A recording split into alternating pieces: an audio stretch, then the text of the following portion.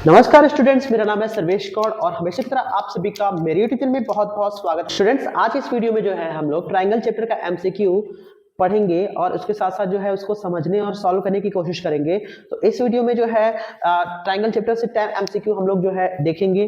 ठीक है, चलिए देखते हैं एमसीक्यू पहला कौन सा है। देखिए दिया है area of an equilateral triangle with side length of it is equal to. कह रहा है एक इक्विलैटरल ट्रायंगल है, एक इक्विलैटरल ट्रायंगल है। मान लीजिए ये साइड और ये साइड तीनों जो है बराबर है किसी ट्रायंगल का। ठीक है ना, तो वो कौन सा ट्रायंगल होता है? इक्विलैटरल ट्रायंगल होता है, क्योंकि हम लोग जानते हैं इक्विलैटरल ट्रायंगल में जो होता है ट्रायंगल की तीनों साइड जो होती हैं एक बराबर होती है और तीनों एंगल जो होते हैं वो भी एक बराबर होते हैं, यानी 60 डिग्री के होते हैं। तो देखिए कभी भी क्या है, ए वाला क्वेश्चन जो है इक्विलैटरल ट्रायंगल का जो एरिया फाइंड किया जाता है तो हम लोग का होता है क्या, उसका फॉर्मूला होता है √3/4 इंटू ए स्क्वायर।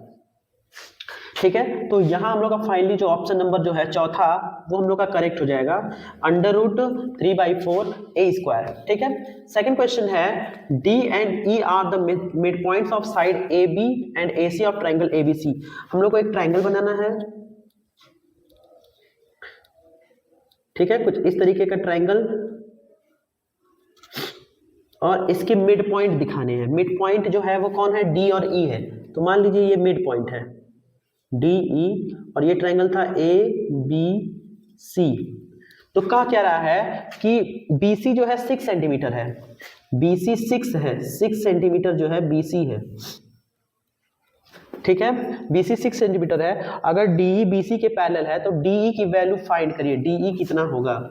ठीक है ना, DE की वैल्यू कैसे फाइंड किया जाएगा? BC जो है वो DE के पैरेलल है, तो थेल्स के नियम के अनुसार AD और BD का जो रेशियो है वो AE और EC के रेशियो के क्या होगा? बराबर होगा। मतलब ये है कि अगर ये BC 6 सेंटीमीटर है तो जाहिर सी बात है इस BC का जो आधा होगा वो DE होगा। तो यहाँ पर हम लिखेंगे गिवन में BC हम लोग का दे दिया है, BC 6 सेंटीमीटर है। ठीक है ना, DE क्या हो जाएगा? देखिए DE is equal to half BC। क्यों ऐसा लिख रहे हैं? क्योंकि DE जो है वो किसका है?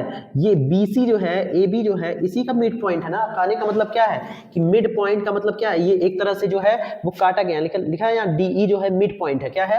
DE मिड पॉइंट है। तो ऐसी कंडीशन में क्या होगा, इस पूरे का आधा कितना होगा? ये होगा। तो कभी भी ये याद रखिएगा कि ऐसा क्वेश्चन अगर दिया रहेगा कि BC जितना दिया है, ठीक है, और DE की वैल्यू फाइंड करने के लिए बोल रहा है, तो हम लोग क्या करेंगे ऐसे क्वेश्चन में जो है BC का आधा कर देंगे, BC का हाफ कर देंगे, तो हमको क्या करेगा DE की वैल्यू जो है फाइंड हो जाएगी। तो DE इज इक्वल टू हम लोग का हो जाएगा 1/2 into BC is equal to 6। तो जैसे ही हम इसको कैंसिल करेंगे 3 आ जाएगा, यानी DE की वैल्यू कितनी हो जाएगी?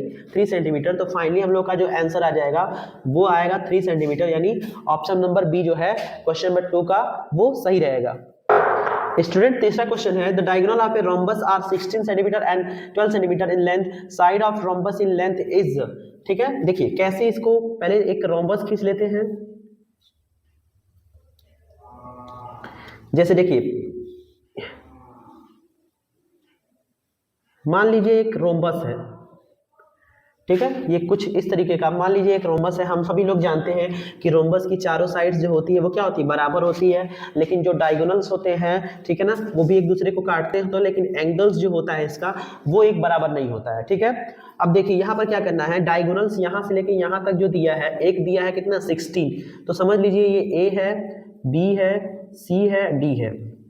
ठीक है ना, और यहाँ से यहाँ तक जो दिया है वो 16 दिया है। कितना? ये 16 सेंटीमीटर और ये जो दिया है वो 12 सेंटीमीटर है। ठीक है, तो कहा क्या रहा है the side of rhombus in length is, यानी इसकी साइड पूछा है ना। जाहिर सी बात है, सुनिए, जैसे कह रहा है कि अगर यहाँ से यहाँ तक जो है, यहाँ से यहाँ तक जो है, ठीक है, ये पूरा 12 है, पूरा 12 है, ये पूरा अगर 12 है तो इतना 6 होगा। अगर इसको O मान लेते हैं, यानी OA हमारा 6 होगा। तो जाहिर सी बात है यहाँ से लेके यहाँ तक अगर 16 है, कितना है? 16 है। ठीक है, अगर ये 16 है तो इतना 8 होगा। ठीक है, ये कितना हो जाएगा? 8 हो जाएगा। या लिखेंगे यहाँ पर डायगोनल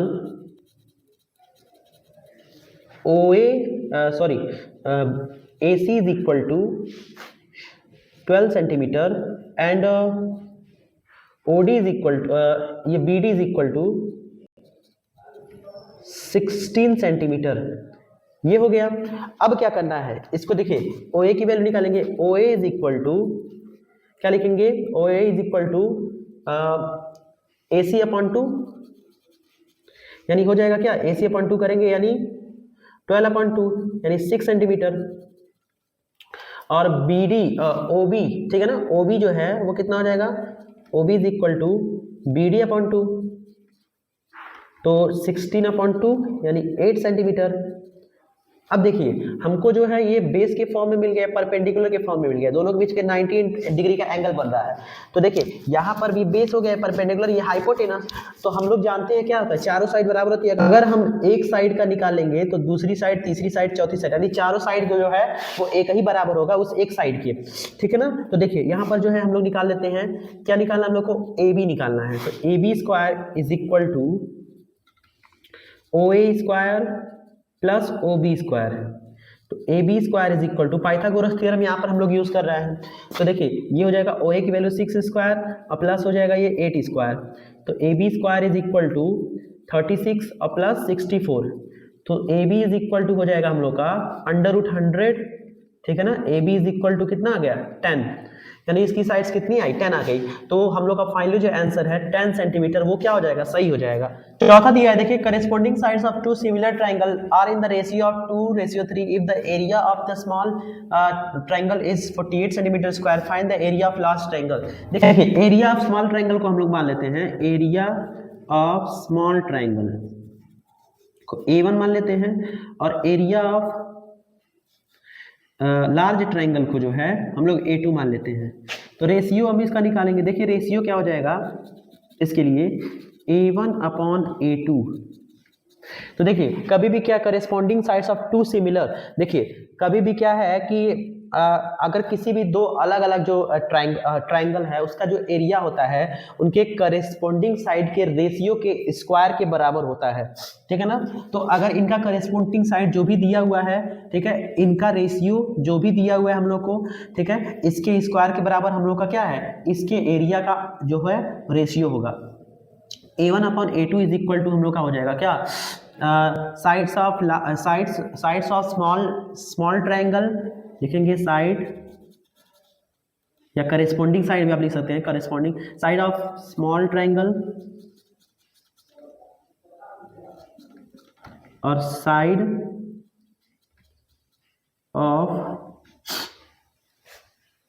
ऑफ लार्ज ट्रायंगल, ठीक है। तो देखिए A1 अपॉन A2 यहाँ दिया है ना, तो A1 की वैल्यू जो है हम लोग को छोटा वाले का पता था ना, छोटा वाले का कितना दिया है, 48 सेंटीमीटर स्क्वायर दिया है, ठीक है ना। 48 सेंटीमीटर स्क्वायर ऊपर हम लिख लेंगे, और A2 हम लोग को नहीं पता है तो A2 ऐसे रहने दे रहे हैं हम लोग, और ये हो जाएगा, इन दोनों का स्क्वायर बोले थे ना हम, स्क्वायर कर देते हैं। तो हो जाएगा कितना, 2:3 दिया है, यानी 2/3 का स्क्वायर, तो हो जाएगा क्या, 48 सेंटीमीटर स्क्वायर, यानी A2 इज इक्वल टू हो जाएगा 4/9 हो जाएगा। इसका इसमें कर देते हैं, यानी A2 इज इक्वल टू 48 × 9/4 हो जाएगा।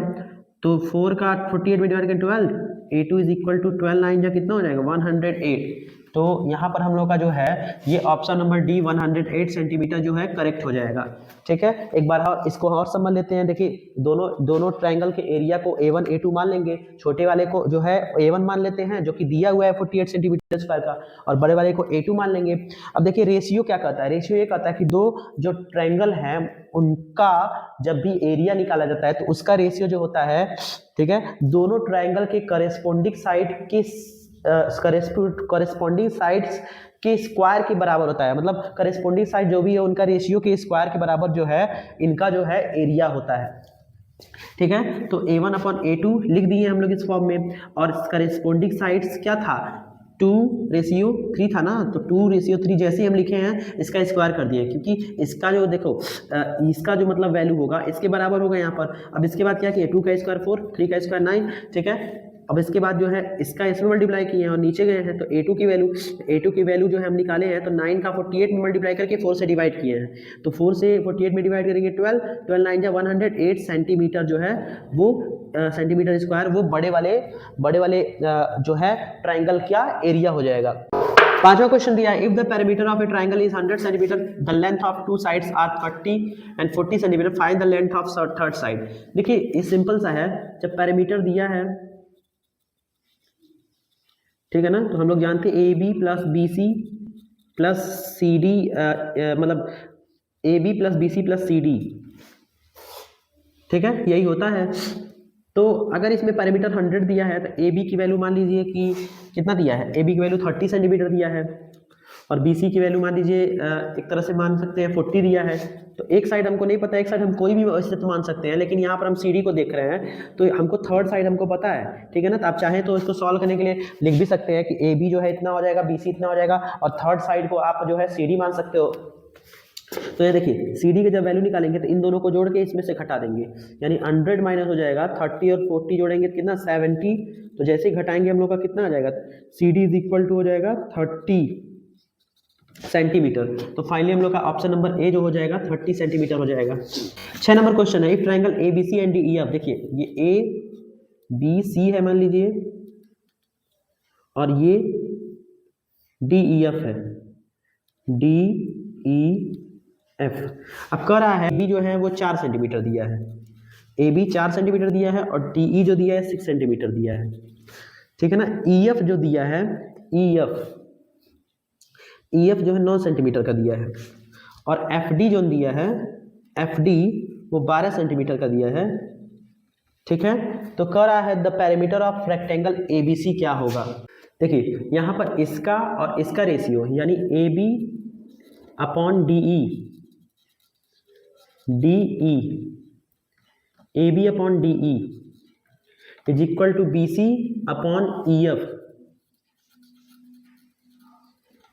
Is equal to the A C upon D F, ठीक है ना। अब देखिए ए बी का वैल्यू जो है 4 है, डी ई की वैल्यू कितनी है 6 है, और बी सी की वैल्यू नहीं पता है, और ई एफ की वैल्यू 9 है, ए सी की वैल्यू नहीं पता है, और डी एफ की वैल्यू कितनी है 12 है। अब देखिए यहाँ पर अब क्या करना है, यहाँ पर बी सी की वैल्यू निकालनी है, तो B C is equal to हो जाएगा 9 इंटू 4 अपॉन 6, तो इसको काटेंगे पीटेंगे तो कितना हो जाएगा, 2 और 3 से काटा, 3 3 का 9, यानी 6 सेंटीमीटर। उसी तरह देखिए ए सी की वैल्यू निकालेंगे, ए सी इज इक्वल टू हो जाएगा, इसका इसमें गुणा करेंगे 12 इंटू 4 अपॉन 6, ये 2 यानी 8 सेंटीमीटर। तो पैरीमीटर हम लोग का क्या हो जाएगा, पैरीमीटर में तीनों साइड को जोड़ेंगे, पहला ए बी था, A B plus B C plus A C, यानी 4 प्लस 6 प्लस 8, 8 6 14 4 18 सेंटीमीटर, यानी हम लोगों का जो है ये वाला ऑप्शन 18 सेंटीमीटर डी वाला जो है वो क्या रहेगा, सही रहेगा, ठीक है। तो इस तरीके से हम लोग जो है छठवां क्वेश्चन सॉल्व कर सकते हैं। तो देखिए हम लोग का सातवां जो क्वेश्चन है, sides of two similar triangle are in the ratio of 4:9, areas of this triangles are in the ratio. देखिए क्या है कि दो सिमिलर ट्राइंगल दिए गए हैं, ठीक है ना, दो सिमिलर ट्राइंगल दिए जिनका रेशियो जो है वो 4:9 है। तो कह रहा है इनका जो है, इनके एरिया का जो रेशियो है वो कितना होगा। तो सबसे पहले देखिए हम लोग जानते हैं जो भी ट्रायंगल दिए रहते हैं उनकी जो साइड्स होती है, उनके साइड्स के रेशियो का जो स्क्वायर होता है उनके एरिया के रेशियो के बराबर होता है। तो देखिए मान लीजिए उनका एरिया जो है A1 अपॉन A2 है, ठीक है ना, तो उनका जो साइड्स का रेशियो कितना दिया है 4:9 दिया है, ठीक है ना। इसका जब स्क्वायर करेंगे तो 4 का स्क्वायर हो जाएगा 16 और 9 का स्क्वायर 81। सो फाइनली हम लोग का जो हो जाएगा रेशियो क्या हो जाएगा 16:81, यानी फोर्थ वाला जो है ये ऑप्शन सही हो जाएगा, ठीक है ना। अगला जो है 8 वाला question, it is given that ABC equal triangle ABC equal triangle PQR with BC is equal to 1/4, यानी कह रहा है, देखिए जैसे ये कहा है क्या, ट्राइंगल ABC जो है देखिए कुछ इस तरीके का PQR, यानी कह रहा है कि इसका और इसका रेशियो यानी इसके और इसके का जो अनुपात है 1/4 है। तो कह रहा है कि एरिया ऑफ जो है वो triangle area of triangle PRQ और ए ट्रायंगल ABC के रेशियो का, ठीक है ना, वैल्यू कितना होगा। तो देखिए पहले क्या करना है, इसमें जो दिया है BC अपॉन QR दिया है, यानी BC अपॉन QR दिया है, triangle PRQ upon area of triangle ABC, यहीं पर आपको ध्यान रखना पड़ेगा। तो देखिए ये 1:4 के फॉर्म में है, ठीक है ना। तो ये BC आगे था और QR बाद में था, यानी BC ऊपर और QR नीचे, तो 1:4 था। लेकिन अब क्या है, PRQ जो है ऊपर है, वो ABC नीचे है, तो इसका मतलब रेशियो हम लोग का चेंज हो जाएगा। और हम लोग जानते हैं जो भी साइड्स का रेशियो दिया रहता है उसके स्क्वायर के बराबर जो होता है दोनों ट्रायंगल का एरिया होता है। तो इसका हम लोग क्या करेंगे, स्क्वायर कर देंगे, यानी 4 का स्क्वायर 16 और 1 का स्क्वायर 1, यानी 16/1 इज इक्वल टू 60। तो फाइनली हम लोग का आंसर कितना आ जाएगा, 16। ठीक है। क्वेश्चन नंबर 9 दिया है, in a square of side 10 centimetre find its diagonal. तो एक स्क्वायर का जो साइड दिया है, एक स्क्वायर का जो साइड दिया है, देखिए जैसे मान लीजिए एक स्क्वायर है, इसका जो साइड दिया है वो 10 सेंटीमीटर का दिया है, तो इसके डायगोनल को पता करना है, ये पता करना है, ठीक है ना। डायगोनल कितना होगा, तो ये भी 10 होगा, ये डायगोनल ये होता है, तो पाइथागोरस थ्योरम का यूज कर दीजिए, ठीक है ना। उस कंडीशन में आ जाएगा, ये परपेंडिकुलर ये बेस हो जाएगा, हाइपोटेनस निकल जाएगा। या फिर आप क्या कर दीजिए, होता है डायगोनल ऑफ स्क्वायर, क्या होता है, diagonal of square is equal to होता है a√2, यानी tan√2 हो जाएगा ऐसी कंडीशन में, ठीक है ना। तो ये आपका क्या हो जाएगा, सेंटीमीटर। तो यहाँ पर जो है ऑप्शन नंबर आपका बी जो है इसका करेक्ट हो जाएगा। नेक्स्ट क्वेश्चन जो दिया है वो हम लोग को क्या दिया है, tan वाला जो है ट्रायंगल PQR है, कुछ इस तरीके का PQR बना हुआ है, ठीक है ना, PQ और R। इसमें जो PQ दिया 6 सेंटीमीटर है और PR जो दिया 8 सेंटीमीटर, और QS खींचा गया है, QS जो है, QS एंड PS, P से S खींचा गया है, ये PS जो है खींचा गया है यहाँ पर ऐसे कुछ, और ये परपेंडिकुलर नहीं है, ये कुछ इस तरीके से भी कहा है, वो परपेंडिकुलर जो है वो नहीं है, यानी टेढ़ा टेढ़ा है। QS जो हम लोग का दिया है वो कितना दिया है, वो 3 सेंटीमीटर का है, ठीक है ना। तो SR की जो है वैल्यू फाइंड करनी है। तो देखिए इसमें जो है एंगल बाइसेक्टर थ्योरम क्या कहता है, angle bisector theorem, bisector theorem ये हम कहता है कि देखिए यहाँ पर क्या होगा, PQ upon PR is equal to QS upon SR, ठीक है। तो यहाँ पर देखिए क्या करेंगे, 6 अपॉन हो जाएगा 8 और हो जाएगा 3 अपॉन SR, 3 से ये देखिए कट जाएगा 2, यानी कहने का मतलब क्या, SR की वैल्यू कितनी आ जाएगी, ऐसा जैसे ही हम लोग करेंगे यहाँ पर देखिए हो जाएगा क्या, 2 से 4 कटेगा, 2 से 8 कटेगा 4 बार में, यानी 1 अपॉन SR बराबर हो जाएगा क्या, 1/4। जैसे इसका रेसिप्रोकल लेंगे तो SR is equal to 4 centimetre हम लोग का इसकी वैल्यू आएगी। तो यहाँ फाइनली जो है SR की वैल्यू कितनी आएगी, 4 सेंटीमीटर, ठीक है ना। तो आई होप आप लोगों को वीडियो जो पसंद आया होगा, और कहीं से कोई डाउट आ रहा होगा तो प्लीज कमेंट बॉक्स में जो है कमेंट करके उसको बताएं, और वीडियो पसंद आई तो प्लीज हमारे चैनल को लाइक सब्सक्राइब और शेयर करें, ताकि ऐसी ही वीडियो आपके लिए जो है आगे हम लेते आए। तो स्टूडेंट्स आज की इस वीडियो में जो है बस इतना ही, मिलते हैं अगली वीडियो में, तब तक के लिए नमस्कार।